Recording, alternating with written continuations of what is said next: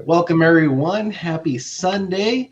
Welcome to Guyverse. I am your host, Eddie, today, and we, of course, have David with us Yep. and Oscar. And Oscar's just like a little delay. But welcome to Guyverse again. We talk a little bit about everything, things that we just like and we like to discuss. And today we're talking about Loki, episode 3, and we want to kind of give our thoughts on that particular episode and what we felt. Did we like it? Did we dislike it? And give our thoughts. So, David, let's start with you. What did you think about this episode today? Okay. Like I was telling you guys, I think it was good. A little slow, even though there's a lot going on. Kind of like a filler, but still good. Like I think there's a lot of stuff that you can't pick up right away watching it one time. So not bad. I think it was good. What did you guys only watch it the one time? I think Oscar, you said you're rewatching it. Yeah, I saw it twice. Okay, so you saw it twice. Did you catch anything that you didn't see on the first time around? Honestly, like I was really more looking at certain key parts that we were talking about towards the end. So, you caught more stuff than I did. That's for sure. Yeah. But like, I'm not gonna lie. Like, there's a lot of talking, and you made another good point. A lot of questions that went nowhere. So A lot of questions that went nowhere. Yeah. This episode was a filler episode. It definitely felt like a filler episode. It was just, it was now Sylvie and Loki together pretty much the entire episode, which took away. I felt the whole chemistry, the whole vibe that you had with Loki and Mobius, Owen Wilson's character.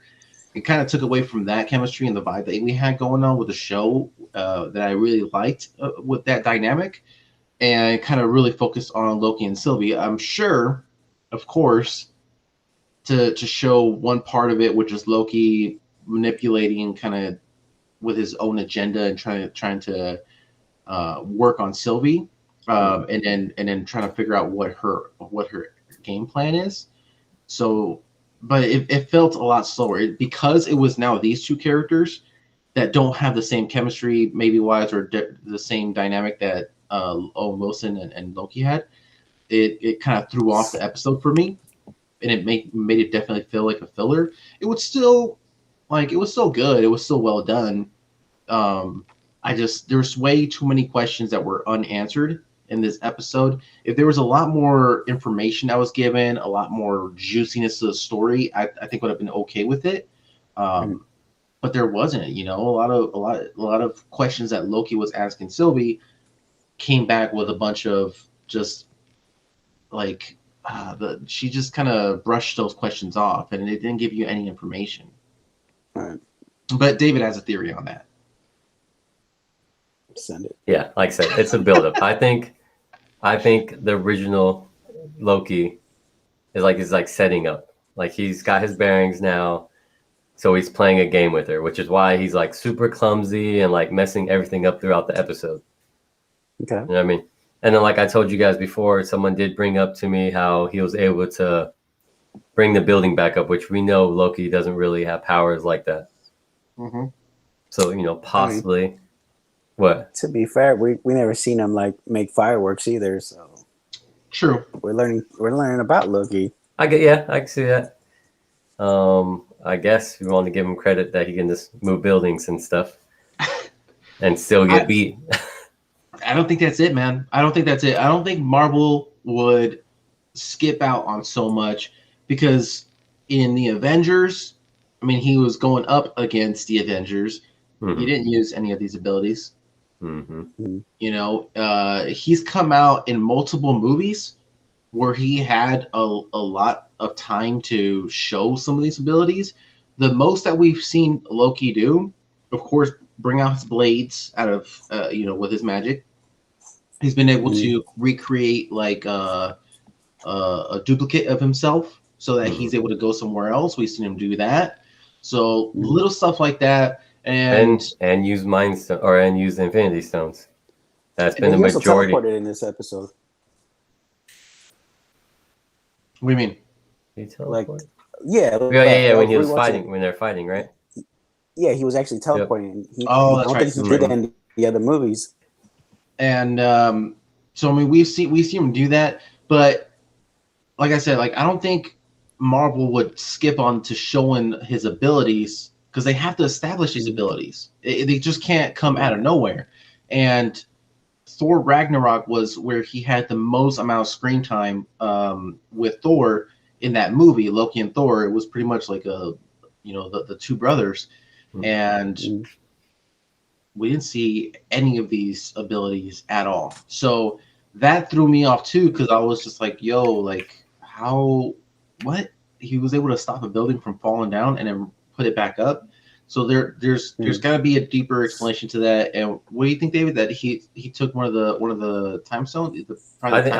Someone brought up like maybe he used the time stone and was able to do that, which would make sense. And then especially, I doubt that he would just randomly throw himself to end of the world scenario without actually knowing where he was going, because he studied all of that.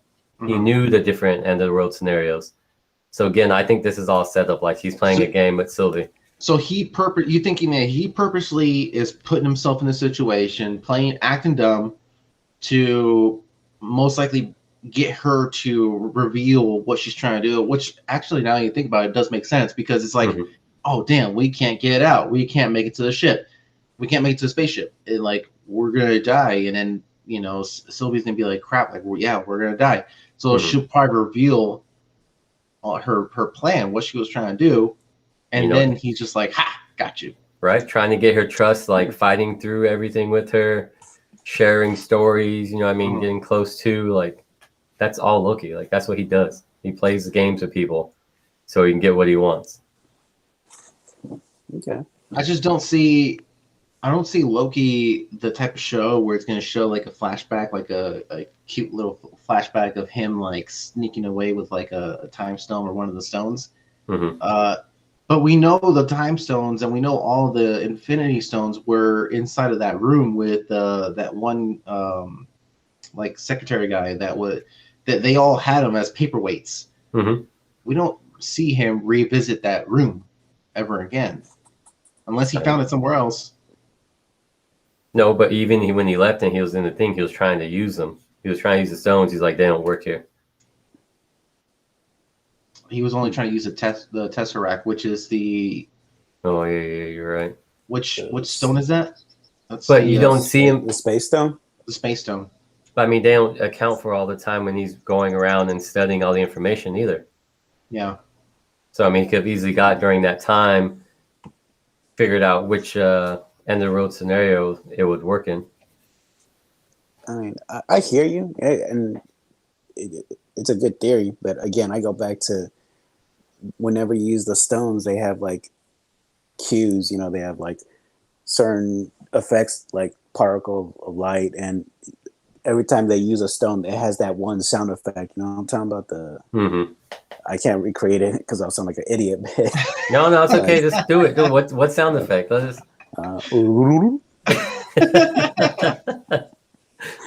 Yeah, that was pretty good. I think that was the time stone. But yeah, like I hear you. It's a good theory, man. I don't know, man. Like I feel like there would have been some kind of a cue at least to like get the really attention people to fucking figure it out. I mean, I could see that, but we don't know if all the Infinity Stones in different, I guess, either universes or dimensions do the same. You know what I mean?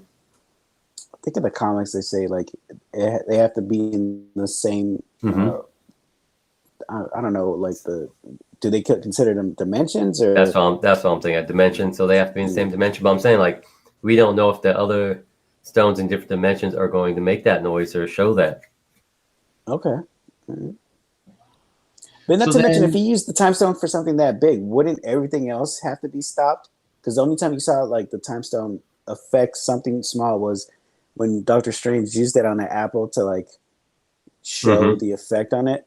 But Mhm. something that big, do you think Loki would be able to do it without affecting everything else around him? True. I mean, I don't see why not. I mean, it's not like he's a stranger to using an Infinity Stone. Also true. You know It's what not I his mean? first time. Yeah. Unless I he's mean, playing some mind game, he's enchanting her in her head. there's So just there is no stones involved. too many unanswered questions. Like now we're just left puzzling. I mean, Owens Wilson's character Mobius, like I guess he did study along with Loki, and they picked a lot of information together.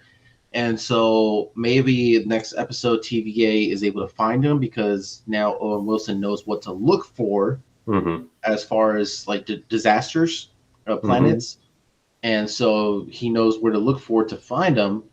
And so maybe just the next episode, the TVA comes back and finds them, which I feel like it's just it's really going to make this episode really feel like a filler if that's what happens. If there's no if there's no follow up and setup to what we're talking about as a possibility that can happen, if the TVA just pops up on the next episode and they just find them, this episode led to nothing. and like it just like okay, so then now Loki can move buildings. Right. I suppose he's doing something. He's setting up for something. I doubt He's that. setting some up. Yeah. I mean, TVA is definitely going to pop up out of nowhere, and he'll probably claim to have been delaying and saving time for them to get to them. But it'd be hard to track them down because think about it, like they've proven that whenever there's a major disaster like that, there's no variant energy. True. So yeah. They would really have to like just send everybody they can to every possible doomsday scenario. Unless he left something behind. I don't know. I would have to rewatch episodes see if there's any other little clues or something that would, show that he's doing so. But the TVA would have found him if they did let's just say in a scenario where if they did get on that spaceship and they were somehow able to help launch him up and get him out of there, that would change that timeline, which the TVA would see, which would alert the TVA to get there, wouldn't it? Mm-hmm. I mean, because then they would have altered the timeline, right? Yeah.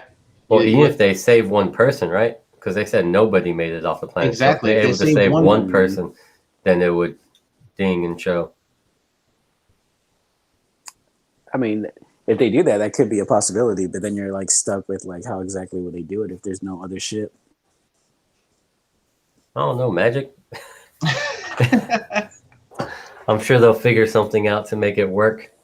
Yeah, they have to.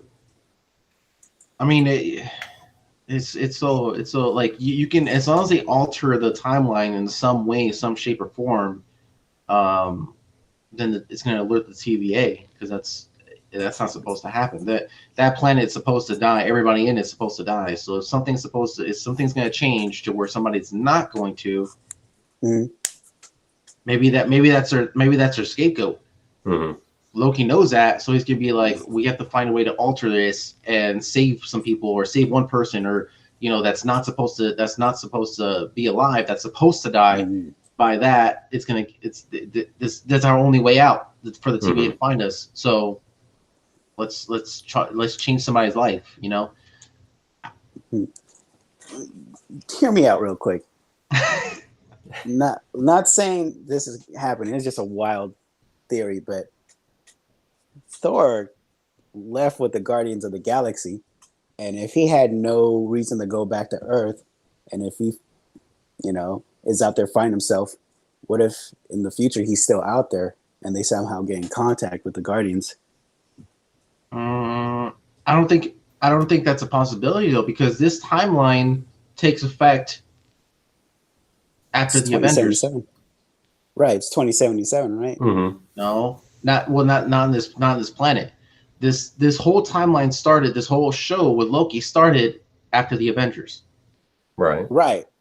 But the Guardians of the Galaxy weren't part in, and it wasn't until after Loki's death where Thor went out with the Guardians of the Galaxy. Galaxy. Exactly. So he's already dead. So Thor could come up and find his brother. Because Isn't that way too much time difference though? Yeah, but you could see if there's like a variant of Thor and the rest of the Avengers over time, and then it could like foreshadow what Marvel's trying to plan with like the future movies. So I get you. Loki is pulling a Tenet right now. He's pulling a I didn't even see the movie. Spoiler alert on Tenet. Spoiler alert. That movie's complicated. It's really good. It's really good. It was good. It was really complicated. Time Traveler's husband or Time Traveler's wife. You see that? You guys remember that movie? Anyways, so pretty much he's going to use this to go back and forth in time, you know, like to experience the future before he dies. Get what I'm saying? Mm-hmm. So he's gonna kind of live a life and then go back to when he's supposed to die to set the timeline. That's a possibility. Pretty interesting. I think it's in his interest to rewrite the history so that he is alive, who doesn't die to Thor or Thanos. I'm telling you, somebody's gonna look like him and die. It's not gonna be him. They'll use to bring him back. No, I think they're just gonna like split the timelines, and then he can go off to do whatever he wants. I mean, there's still a lot of possibilities as to what can and will happen in the next 3 episodes. I just feel this episode just definitely felt like a filler. Didn't answer a lot. Like, it's leaving us having to question and think about what the story is going to be, as opposed to kind of like leaving us nice hint and as to like what's going to happen next. I mean, that's true, but would you rewatch it again? I mean, I did. I mean, I would rewatch. You're going to rewatch it because I was going to rewatch it again just to kind of see if I missed some things, or and kind of see if rewatchable. Rewatchability. Yep. Yeah. Right. I would. It was good. Like, yes, there's a lot of questions, but it was good, and it still gets us talking about what could come from it. Yeah, that's very true. So cool. Well, we covered it and how we felt. The series so far, it's going great, and can't wait till Wednesday to see what's going to happen next. But yeah, as of right now, that's all we got for it from here at Guyverse. Thanks for joining us, guys. Happy Sunday. Enjoy your Sunday with everybody, and we'll catch you guys sometime next week to cover episode 4. Peace. Later, guys.